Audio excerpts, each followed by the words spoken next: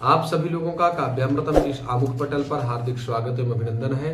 मित्रों, आज हम लोग पुनः पंडित प्रवर महान नीति संपन्न मतिधीर श्रीमान विष्णु शर्मा जी के द्वारा प्रणीत नीति संग्रह नामक ग्रंथ के बारे में चर्चा करने के लिए समुपस्थित है। आज हम लोग इस नीति संग्रह नामक ग्रंथ नीति नाम संग्रह नीति संग्रह, जो हमारी नीतियां हैं, जो धर्म नीतियां हैं, जिससे हमारा जीवन और भी सुगम एवं सरल हो सके, ऐसी परम नीतियों के बारे में हम लोग चर्चा करने के लिए समुद्यत हैं। सर्वप्रथम विष्णु शर्मा जी इस ग्रंथ में मंगलाचरण करते हैं। प्रणम्य नीति शास्त्र ज्ञान नूतनोऽयं विरच्यते हितोपदेशः संक्षिप्तो नीति संग्रह नामतः। अर्थात नीति शास्त्र को विदान नमस्कृत्य प्रणम्य नीतेः नीति शास्त्रस्य ज्ञाः पंडिताः तान् प्रणम्य इति भावः। अर्थात नीति शास्त्र के जो परम कुशल, परम प्रवीण, परम विद्वान हैं, ऐसे श्री मनु आदि जो आचार्य हैं, उनको प्रणाम करके अयम नूतनः, अयम माने यह, नूतनः माने नूतन, नवीन, नीति संग्रह नामतः, नीति संग्रह नाम से जो विख्यात है होगा, ऐसा संक्षिप्तः, ऐसा संक्षेप में हितोपदेशः मया विरच्यते। हितोपदेश नाम, जिसमें हितकारी उपदेशों का संकलन है, ऐसे हितकारी उपदेशों के संकलनी भूत नीति संग्रह नामक, जो कि कुछ अन्य से इतर है, अन्यतर, और कुछ उसमें नूतनताएं हैं, इसलिए नूतनता को दृष्टिगत रखते हुए मैं एक संक्षेप में हितोपदेशक संभूत कुछ नीति संपन्न चर्चाओं को आप लोगों के समक्ष नीति संग्रह ग्रंथ के माध्यम से कर रहा हूं। अब प्रस्तावना का निरूपण कर रहे हैं। सिद्धि साध्ये सतामस्तु प्रसादात् तस्य धूर्जटेः जाह्नवी फेन लेखेव यन्मूर्ध्नि शशिनः कला। सर्वप्रथम ग्रंथ में आशीर्वादात्मक मंगलाचरण का निरूपण करते हुए ग्रंथकार कहते हैं, यन्मूर्धनि शशिनः कला। यन्मूर्धनि अर्थात जिनके ललाट पट्ट पर, शशिनः माने चंद्रमा की, कलाः माने कलाएं, जाह्नवी फेन लेखा इव, तो फेनस्य लेखा, फेन लेखा, और जह्नोः अपत्यम जाह्नवी, तस्याः फेन लेखा, जाह्नवी फेन लेखा। अर्थात जो गंगा जी हैं, उनकी जो फेन लेखा, कहने का भाव यह हुआ कि जिन भगवान शंकर जी के ललाट पट्ट पर चंद्रमा की कलाएं गंगा की फेन रेखा की भांति सुशोभित होती हैं,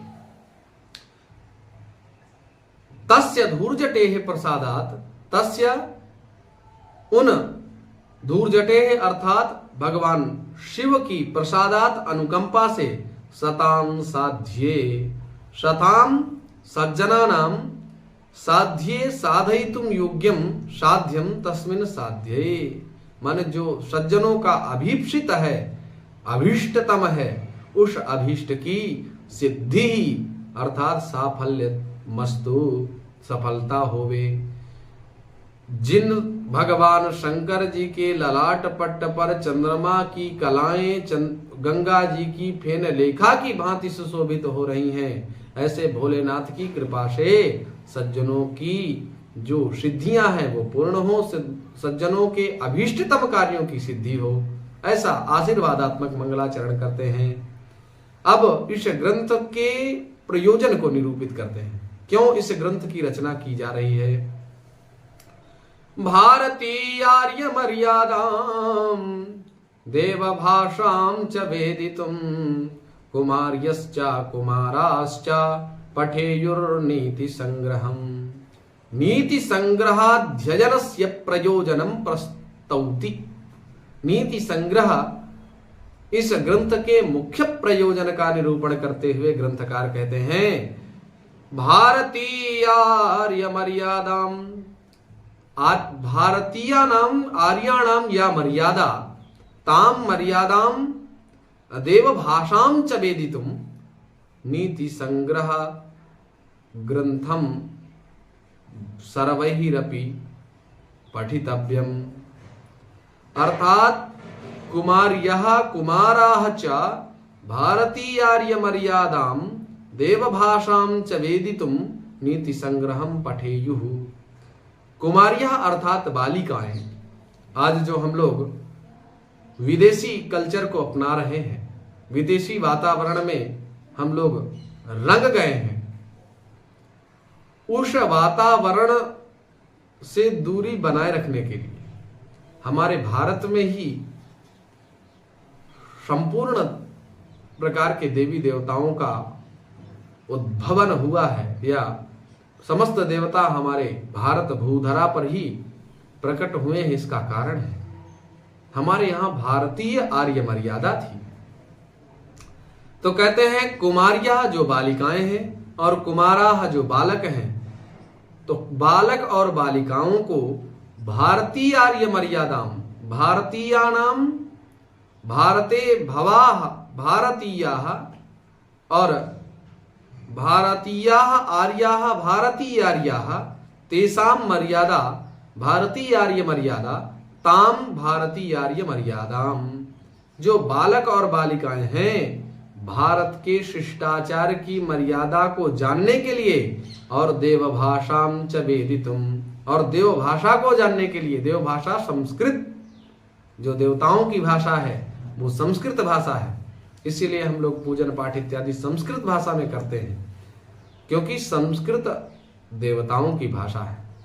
जैसे हम लोग कहीं किसी क्षेत्र में जाएं और क्षेत्र में हम वहाँ हमारी जो भाषा है उससे भिन्न भाषा है उस क्षेत्र की, और उसी क्षेत्र में हमारा जो क्षेत्रीय व्यक्ति मिल जाए तो हमें बड़ी प्रसन्नता होती है। उसी प्रकार से परमात्मा माने जो 33 कोटि के जो देवता हैं उनकी भाषा संस्कृत है, और संस्कृत भाषा से भगवान अत्यंत प्रसन्न होते हैं, बहुत जल्दी रिझ जाते हैं। तो कुमार्यश्च कुमाराश्च नीति संग्रहम पठेयुः। आर्य मर्यादा देव भाषा को जानने के लिए बालक और बालिकाओं को नीति संग्रह नामक ग्रंथ को पढ़ना चाहिए। अजरामरवत् प्राज्ञो विद्यामर्थं च चिन्तयेत्, गृहीत इव केशेषु मृत्युना धर्ममाचरेत। कहते हैं प्राज्ञ मानवस्य परमं कर्तव्यम किम इति जिज्ञासायाम ग्रंथकारः समुदाहरति। मानव मात्र का जो प्राज्ञ है, जो तत्ववेत्ता है, ज्ञानी महापुरुष हैं, उनके लिए विष्णु शर्मा जी कहते हैं अजरामरवत् प्राज्ञो विद्याम अर्थं च चिन्तयेत। कह रहे हैं कि प्राज्ञ जो बुधा, प्राज्ञ पंडित या बुध जो बुद्धाजन है वो अजरा अमरवत, माने हम अजर हैं अमर हैं। अजर का मतलब जरा रहित, बुढ़ापे से रहित, और अमर माने हम कभी मरेंगे नहीं, ऐसी स्थिति। तो अजरा अमर वत माने बुढ़ापे से रहित, मृत्यु से रहित है, ऐसा मानते हुए बुद्धिमानों को क्या करना चाहिए? विद्याम अर्थं च चिन्तयेत। विद्या और धन का उपार्जन करना चाहिए। विद्या दो प्रकार की है, एक परा विद्या, दूसरी अपरा विद्या। तो विद्वानों के लिए जो तत्ववेत्ता हैं उनके लिए क्या अर्जन करना है? दोनों प्रकार की, लौकिक और पारलौकिक दोनों स्थितियां ठीक हों, इसलिए विद्याम अर्थं च चिन्तयेत। धर्मानुकूल अर्थ का संचयन करना चाहिए, अन्याय से नहीं, रिश्वत घूस लेकर के नहीं, जैसे भी मिले हमें तो धन अर्जित करना है, गलत प्रवृत्ति। गरुड़ पुराण में इस बात को कहते हुए बताया कि अन्यायेनोपार्जितम वित्तम 10 वर्षाणि तिष्ठति प्राप्ते तो 16 वर्षे समूलंच तद विनश्यति। जो व्यक्ति अन्याय पूर्वक वृत्ति का अर्जन करता है उसका मूलधन तो नष्ट होता ही है और साथ में जो आपका है वो भी ले जाता है। इसलिए अन्यायन धनार्जनम न कर्तव्यम, अन्याय वृत्ति से हमें धन का अर्जन नहीं करना चाहिए। कहते हैं समृद्धिरनयात, अन्याय पूर्वक रिद्धि का, समृद्धि का अर्जन करने से निश्चित ही क्या होता है, बोले नाश हो जाता है। जो दौर्मंत्र्यान नृपतिर विनश्यति यति संगात सुतो लालनात्, इस श्लोक में इस पक्ष को रखा है उन्होंने। तो कहते हैं कि हमेशा हम अजर हैं, अमर हैं, बुढ़ापे से रहित हैं, मृत्यु हमें कभी नहीं आएगी, ऐसा मान करके जो बुद्धिमान जन हैं उनको हमेशा धन और विद्या का अर्जन करना चाहिए। और गृहीत इव केशेषु, मानो केशों को हमारे मृत्यु ने गृहीत कर लिया है, पकड़ रखा है, ऐसा मान करके सदा सर्वदा क्या करना चाहिए, बोले धर्म आचरित, धर्म का आचरण करना चाहिए। क्या है धर्म, तो कहते हैं वेद विहित कर्म जन्यत्वम धर्मत्वम, वेदानुप्राणित शिष्टाचार विशिष्ट या शिष्ट महापुरुषों के द्वारा आचरित शिष्टाचार प्रवृत्ति प्रवृत्त होकर के धन का अर्जन करना चाहिए। होता क्या है, बोले विद्या और धन के अर्जन करने से, तो कहते हैं विद्या याह फलम निरूपयति, विद्या ददाति विनयम विनयाद्याति पात्रताम पात्रत्वात् धनमाप्नोति धनात् धर्मं ततः सुखम। कहते हैं विद्या विनय को प्रदान करती है, विद्या से विनय प्राप्त होता है, विनयात् पात्रताम आयाति, विद्या से विनय और विनय से सत्पात्रता आती है। पात्रत्वात् धनम, जब पात्रता आ जाएगी तो धन प्राप्त होता है, धनात् धर्मम, धन से धर्म होता है। आजकल कलयुगीय प्राणी धन से धर्म न करते हुए, धन से धर्म न करते हुए धर्म से ही धन कमा रहे हैं, उल्टी प्रवृत्ति है।